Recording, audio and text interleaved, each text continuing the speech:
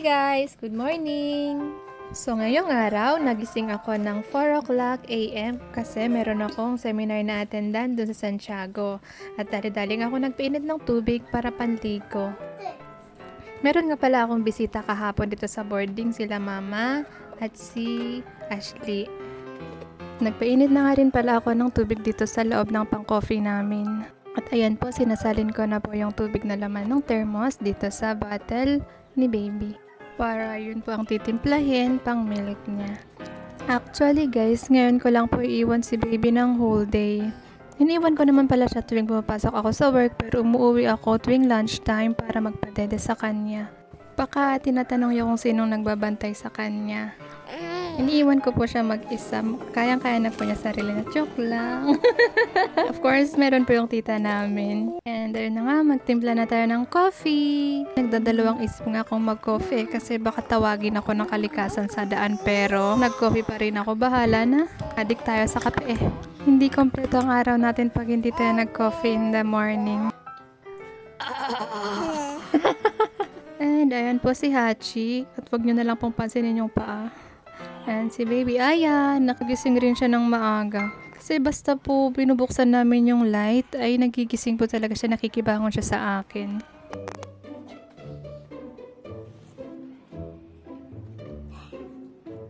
Yun, oh.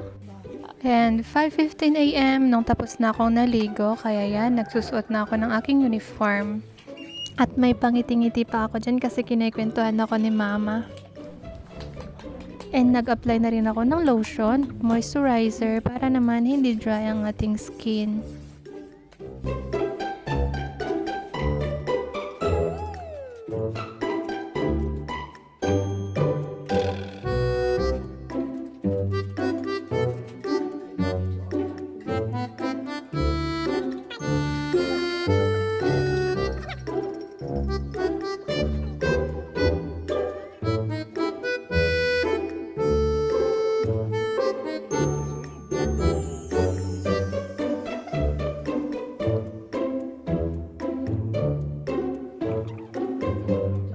Ashley.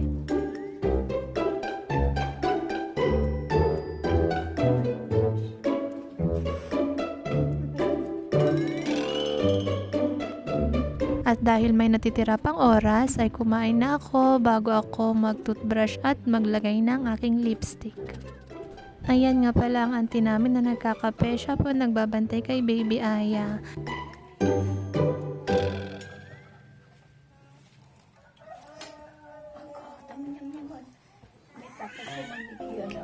Nag-spray na nga rin po ako ng aking perfume na Victoria's Secret na napakabango at napaka-long lasting.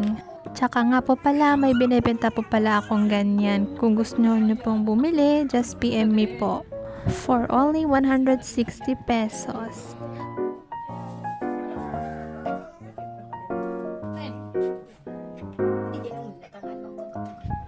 Naglagay nga pala ako sa lips ko ng lip balm bago ko lalagyan niyang matte liquid.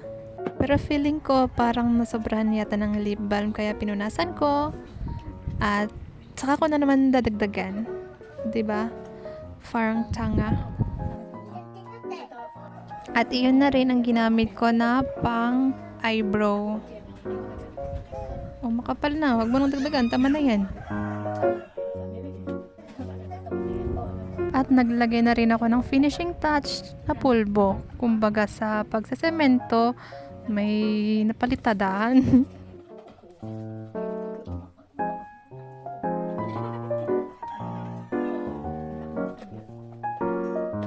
Pagkatapos maglagay ng pulbo sa mukha, kunin yung tissue at sinong katulad ko dyan? Pagkatapos maglagay ng pulbo ay pinupunasan. 5:40 AM when I started to walk, punta sa paradahan ng jeep. So you can see, sinamahan pala ako ni Lucky. May bodyguard yan. Char. Ayan, mabilis nga ako naglalakad dyan kasi hinahabol ko yung oras, baka ako'y maiwanan ng jeep. Napansin ko nga pala na 20% na lang yung battery nitong phone ko. Nakalimutan ko palang chinarge kaninang pagkagising ko. Pero kahit na ganun ay go lang, kayang-kaya yan, magtiwala ka lang. Sabi nga nila, as long as you believe, uy!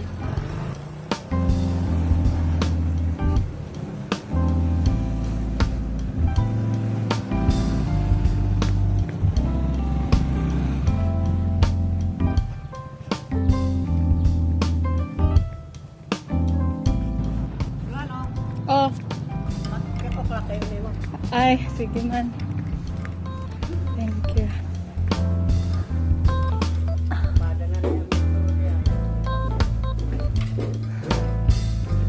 Hibiak lang junction.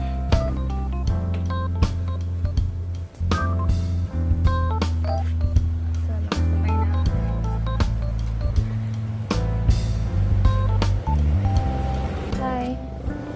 So, ang sabi ni Kuya, 6 o'clock daw lipat. Pero itong jeep.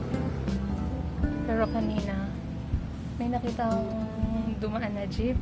Nagbubusay na hanggang papunta doon. Kaya tinanong ko sa kanya kung papunta bang Sulan na yun. At sabi niya, magpa-park daw doon sa baba. Tapos, 6:30 daw alis. Pero ito, 6 daw alis. Kaya, sana hindi ako niloloko ni Kuya. At exactly 6 o'clock ay nagrubat na nga kami. Nadaanan namin yung jeep doon sa baba at saka sabi ni Kuya, "Today ay ng pasaheros ay ayagak kaya di umari ba emta mo no ho o daddy." Kaya buti na lang at hindi ako bumaba kasi talagang hinahabol ko yung sasakyan papuntang Santiago. After 30 minutes na biyahe, nasa Nayon na kami.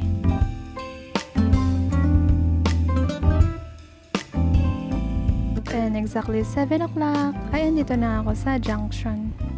Katext ko that time yung kasamahan kong magsaseminar na mga galing sa Solano para sana magsabay kami pero wala pa daw van na dumadaan. Kaya nung may van na nag-stop, ay dali-dali na akong sumakay. Kasi pag-aantayin ko pa yung kasama ko, baka punuan na yung van. Ayan na nga, sa mga oras na yan, nakakaramdam na ako ng lasing. Ako ay nahihilo. Pero buti na lang at hindi malala. Pagdating ko sa office, ay in-offer nga sa akin ni ma'am ang breakfast at coffee. Kaya kumain na nga ako habang inaantay pa yung mga ibang kasama namin. Hindi ko na pala na-videohan ang pagkarating ko mismo sa Santiago kasi nag-shutdown na ang aking phone.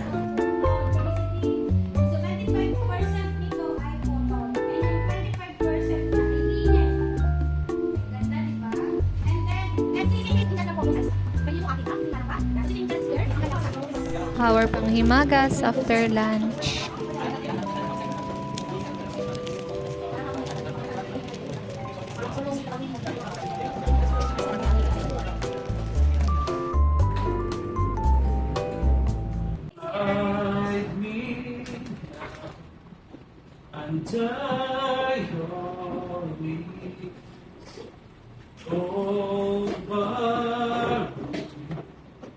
Within your mighty hands, when the oceans rise and thunders roar, I will soar with you above the storm.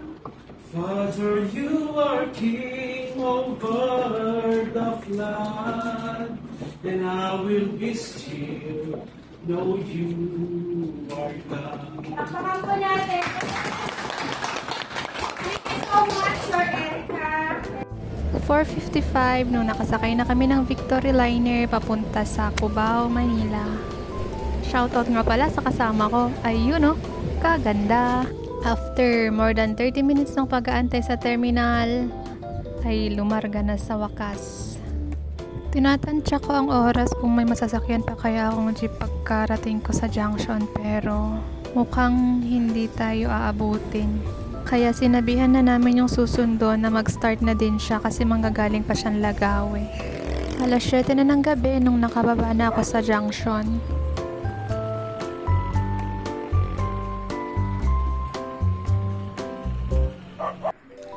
At habang nag-aantay ay umupo muna ako.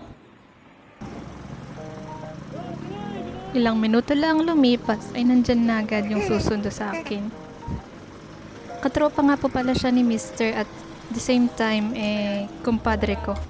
Sobra akong nagpapasalamat kasi kahit kailan ay maasahan talaga. Ako man ay nahihiya pero thank you talaga. Isa kang tunay na kaibigan. Mabuhay ka hanggat sa gusto mo.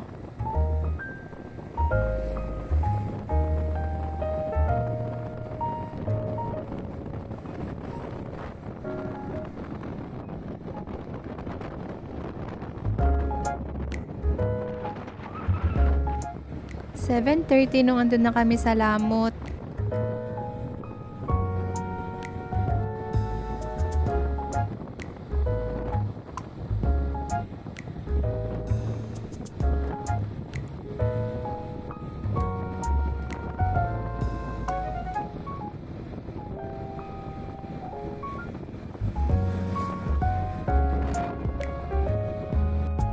Ang dilim tsaka medyo mahina pa yung ilaw ng motor. Kaya nung nasa Alimit kami, oh my gosh, gumagana ang lakas ng imahinasyon ko. After another 30 minutes, and finally, andito na kami sa Lagawe.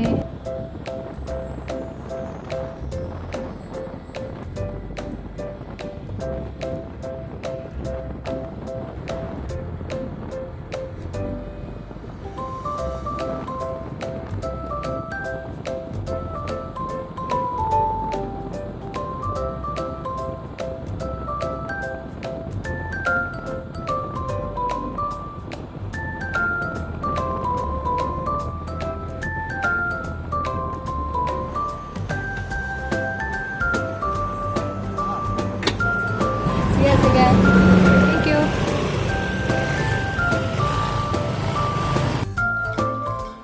Alas 8 na ng gabi nung nakarating na ako dito sa boarding.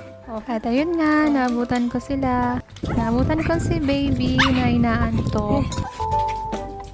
Kamusta? Nagpump muna ako para maitapon yung mga excess milk bago ko pinadede si Aya. Hi, baby!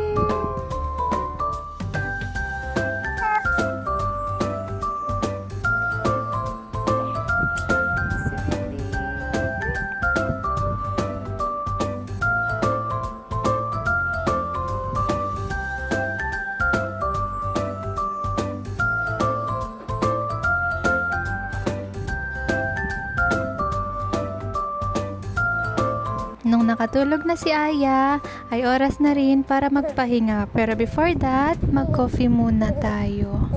That's all for today's video. Thank you for watching. Bye!